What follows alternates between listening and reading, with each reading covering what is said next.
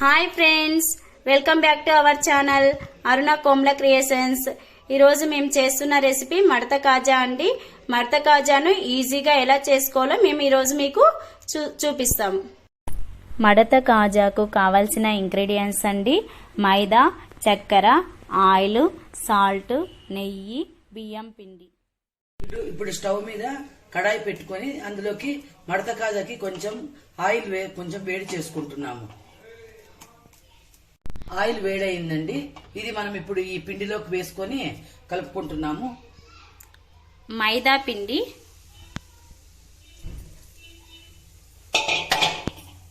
Oil వేడి చేసుకొని మైదా పిండిలో మనం ఇప్పుడు మిక్స్ చేసుకుంటున్నాము. కొంచెం సాల్ట్ కూడా వేయాలండి. ఈ స్వీట్కి కొంచెం సాల్ట్ వేస్తే కొంచెం రుచి బాగా వస్తుంది. దీన్ని మనం పిండికంతా కలిసే విధంగా కలుపుకోవాలి.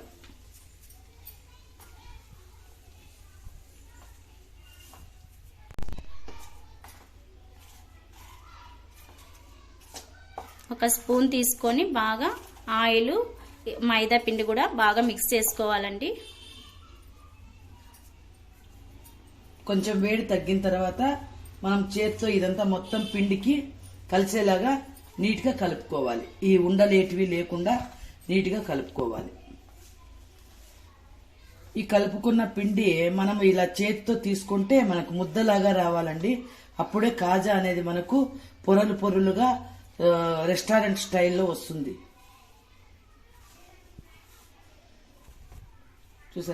చూసారా, పిండి బాగా కలిసిపోయింది. ఇప్పుడు మనం దీన్ని ఇలా పిడికిలు పట్టుకుంటే ఇలా ముద్దలాగా రావాలండి. ఇలా తుంచినప్పుడు కూడా మనకి ఇలా నీట్గా కనపడాలి. అప్పుడే మనకి నీట్గా వస్తాయి. ఇప్పుడు దీనికి తగినన్ని నీళ్లు పోసుకొని మనము కలుపుకుందాం. ఇలా ఉన్న ఈ పిండిలోకి మనము ఎన్ని కావాలో ఎక్కువ నీళ్లు పట్టవండి, ఎందుకంటే మనం ఆయిల్ వేసి ఉంటాం కాబట్టి ఎన్ని నీళ్లు కావాలో అన్ని తగినన్ని వేసుకొని కొంచెం కొంచెంగా వేసుకొని కలుపుకోవాలి. ఇది చపాతీ ముద్ద మనం ఎలా కలుపుకుంటామండి అలా స్మూత్ గా ఉండాలి.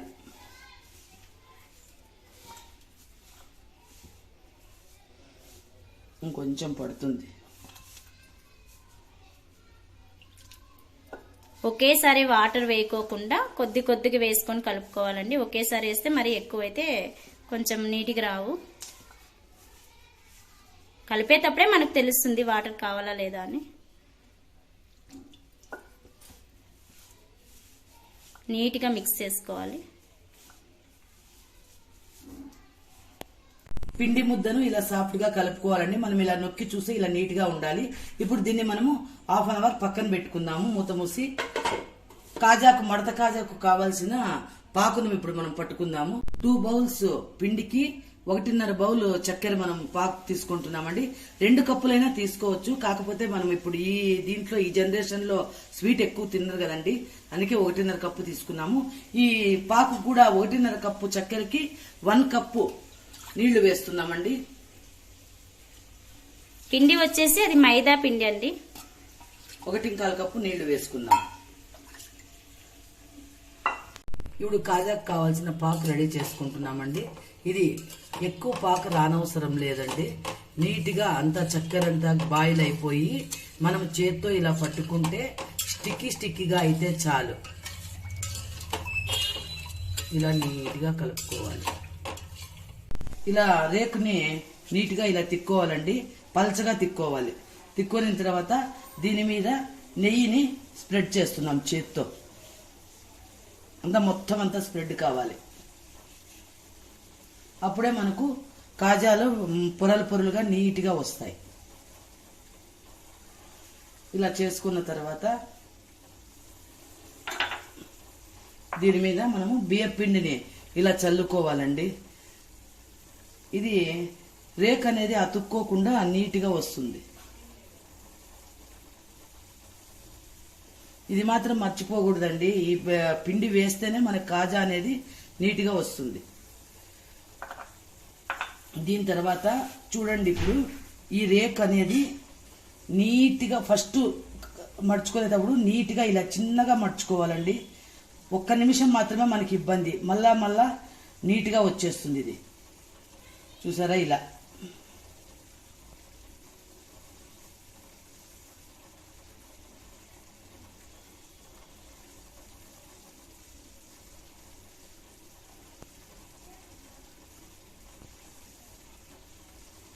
ఒక 2 రౌండ్లు అట్లా తిప్పుకోయిన తర్వాత ఇలా చిన్నగా రోల్ చేసుకుంటూ పోవడమే.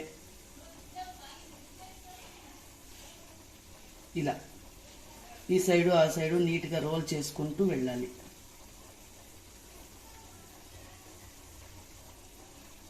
ఇలా బాగా వస్తుంది రోల్. ఫస్ట్లో మాత్రమే కొద్దిగా ఇబ్బంది. ఇంకా మీకు పీట అనేది కొంచెం పెద్దగా ఉంటే ఈ శ్రమ కూడా ఉండదండి, నీట్గా వస్తుంది. మా ఇంట్లో అయితే కొంచెం చిన్నగా ఉందండి పీట. ఈ లాస్ట్లో ఉంది కదండి, దీనికి కొంచెం నీళ్ళని మనము అప్లై చేయాలి. నీళ్ళని అప్లై చేస్తే ఈ రేక్ అనేది మనకి నీట్గా ఖర్చుకుంటుంది. నీళ్ళలో నూనెలో వేసినప్పుడు మనకి విడిపోకుండా ఉంటుంది. దీనిపైన కొంచెం పొడిపిండి చల్లుకుందామండి. చల్లుకొని ఇలా బాగా రోల్ చేసుకుందాం. చూస్తున్నారా, ఇలా నీట్గా రోల్ చేసుకోవాలి. రోల్ చేసుకొని కొంచెం చిన్నగా ఇలా చేత్తో అనుకోవాలి. ఇలా చిన్నగా.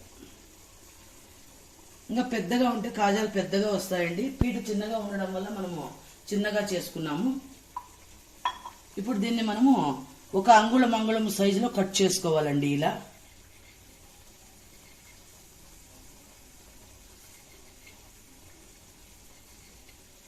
షేప్స్ బాగా వస్తున్నాయి.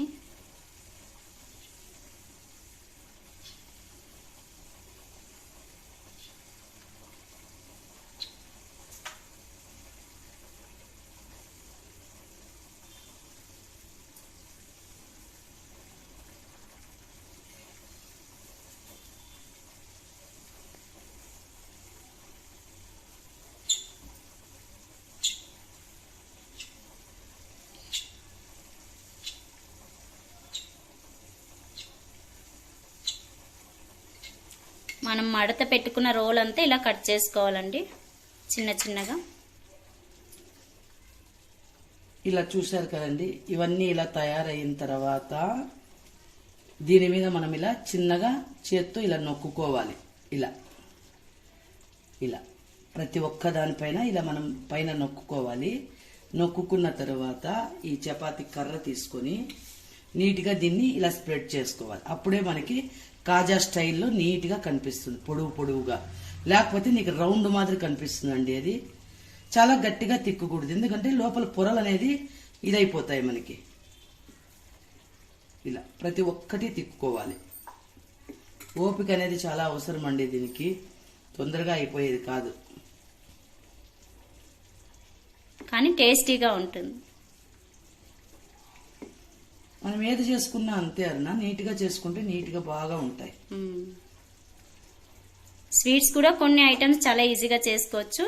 ఇది కొద్దిగా లేట్ అవుతుంది. జామున్ లాగా అంత తొందరగా అయ్యే ఐటమ్ కాదు. మనం ఎప్పుడూ రొటీన్గా జామున్ అవన్నీ ఎక్కువ చేసుకుంటుంటాం కదండి. మన పిల్లల బర్త్డే కానీ అలా ఏదున్నా కూడా ఇవి చేసుకోవచ్చు. పాక్ అనేది కొంతసేపు అయిన తర్వాత మనకి క్రిస్టలైజ్ అయిపోతుందండి. క్రిస్టలైజ్ అంటే అది కొంచెం తెల్లగా ఈ లేయర్ మాదిరి ఫామ్ అవుతుంది కాజాల పైన. అలా కాకుండా మనం నిమ్మరసాన్ని పిండుకుంటున్నాం. ఇది వేసినామంటే మనకి క్రిస్టలైజ్ కాకుండా పాక్ అనేది అట్లే జ్యూసీగా ఉంటుందండి. చూడండి, ఇప్పుడు పాకు రెడీ అయ్యింది. మనం ఇలా తీసుకొని పాకుని ఇలా తీసుకొని మనం ఇట్లా అనుకుంటే స్టిక్కీగా కాదు. చూడండి, ఇప్పుడు మనకి చెయ్యి ఏళ్ళు చూడండి, 2 స్టిక్కీగా అవుతున్నాయి. మధ్యలో మనకు తీగ పాకు ఏం రావనవసరం లేదండి. చూడండి, ఇట్లా స్టిక్ అయితే చాలు. చూసినారా, నీట్గా వస్తుంది. ఇప్పుడు మనము పాకు అనేది పక్కన పెట్టుకుందాము. పక్కన పెట్టుకునేకి వేసేసి కాజాని మనము ఇప్పుడు వేపుకునే దానికి ఆయిల్ పెట్టుకుందాం. కాజాలు వేపుకోవడానికి మనం ఆయిల్ పెట్టుకున్నామండి. ఇది ఎక్కువగా ఆయిల్ తెరలకూడదండి. సో లైట్ గా బబుల్స్ వస్తే చాలు, లేకపోతే పైన లేయర్ రెడ్గా అయిపోతుంది, కానీ లోపల పొరలు అనేవి పచ్చిగా ఉండిపోతాయి. ఇప్పుడు కాజాలు ఒక్కొక్కటి నూనెలో వేసుకుంటున్నామండి. ఆయిల్ ఇంత మాత్రం హీట్ అయితే చాలు. అవంతకవే పైకి వచ్చినప్పుడు మాత్రమే మనము ఈ కాజాలని కదపాలండి, లేకపోతే అది పొరలు అనేది విచ్చుకుంటాయి. మీకు ఇది పైకి అయిన తర్వాత చూపిస్తాను పొరలు ఎలా వచ్చాయి అనేది.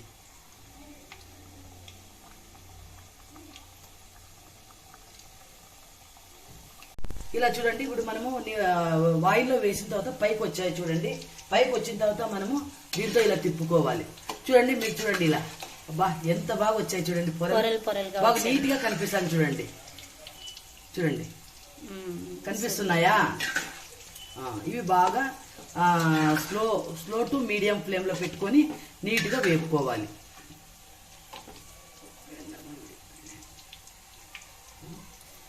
చూడండి ఇంత మాత్రం గోల్డెన్ బ్రౌన్ వస్తే చాలు. చూడండి ఇలా నీట్ గా తీసేసుకుందాం.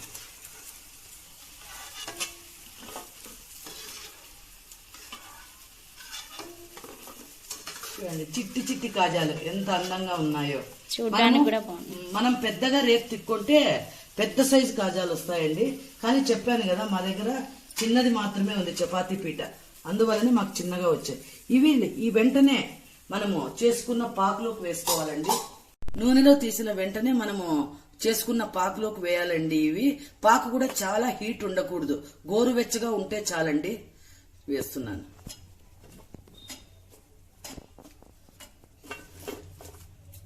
ఈ పాకులో కూడా అంతేనండి, చాలాసేపు ఉండకూడదు. ఇవి చాలాసేపు ఉంటే చాలా మెత్తగా అయిపోతాయి. మనకి పైన లేయర్ క్రిస్పీగా ఉండాలి, లోపల జ్యూసీగా ఉండాలి. కాబట్టి ఇవి ఓన్లీ 3 minutes మాత్రమే ఈ కాజాలు ఈ పాకులో అనేది ముంచాలి. ఇలా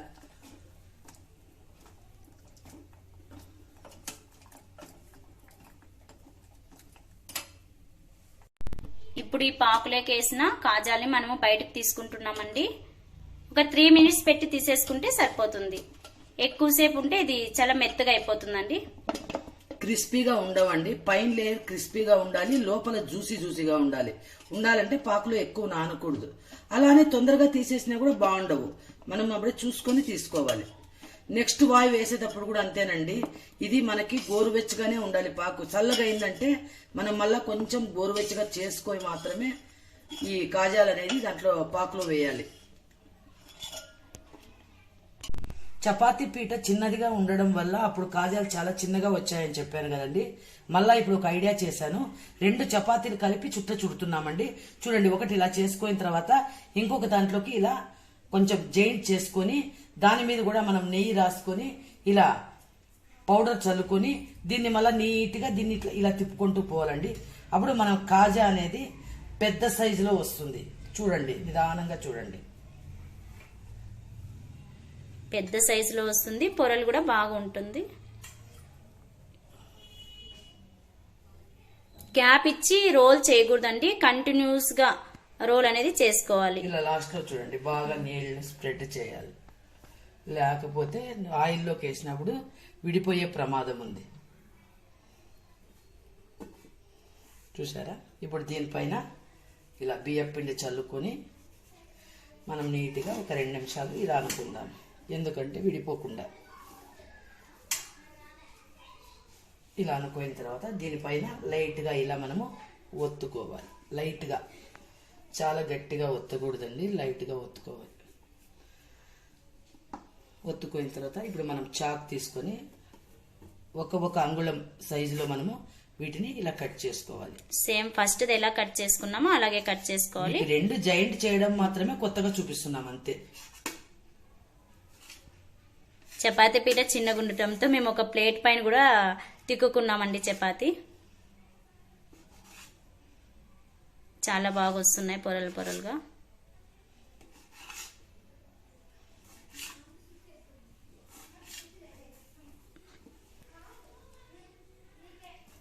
కట్ చేసుకోవడం కూడా అయిపోతుంది.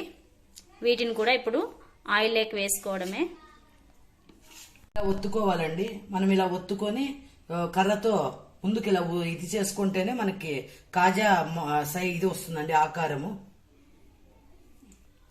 చూడండి ఎలా ఒత్తుకోవాలి. పొరలు పొరలుగా ఆకారం వస్తుంది, బాగా విడిపోకుండా వస్తుంది. చూడండి అన్ని ఇలా కర్రతో మనము లైట్ గా, చాలా బలమని ఉపయోగించకూడదండి. ఇలా లైట్ గా 2 పక్కల ఇలా అనుకోవాలి.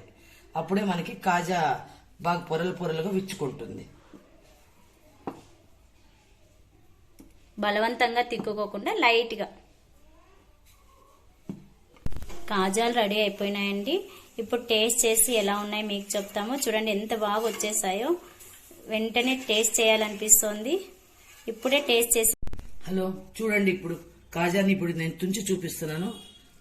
చూసారా ఎంత జ్యూసీగా ఉందో. పైన చూస్తే కరకరలాడుతూ బాగా క్రిస్పీగా ఉంది. లోపల చూడండి జ్యూస్ ఎలా ఉందో.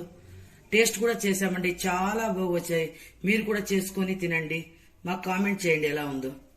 టేస్ట్ చాలా బాగున్నాయండి. మీరు కూడా ఇంట్లో ఈ రెసిపీని చేసుకోండి. బయట చేసే రెసిపీ స్వీట్స్ వాళ్ళు ఏ ఆయిల్ వేస్తారో కూడా మనకు తెలియదు కదా. పిల్లలకి అప్పుడప్పుడు ఇలాంటి స్వీట్స్ కూడా ఇంట్లో చేసి పెడితే ఇష్టంగా తింటారండి. మనం అందరూ కూడా బాగా ఇష్టంగా తింటాము. మంచి రెసిపీ అండి, మీరు కూడా తప్పకుండా ట్రై చేయండి. మా ఛానల్ని లైక్ చేయండి, షేర్ చేయండి, సబ్స్క్రైబ్ చేయండి, పక్కనే ఉన్న బెల్ ఐకాన్ని క్లిక్ చేయండి. అలాగే ఈ రెసిపీ ఎలా ఉందో కూడా తప్పకుండా కామెంట్ బాక్స్లో కామెంట్ చేయండి. Thank you.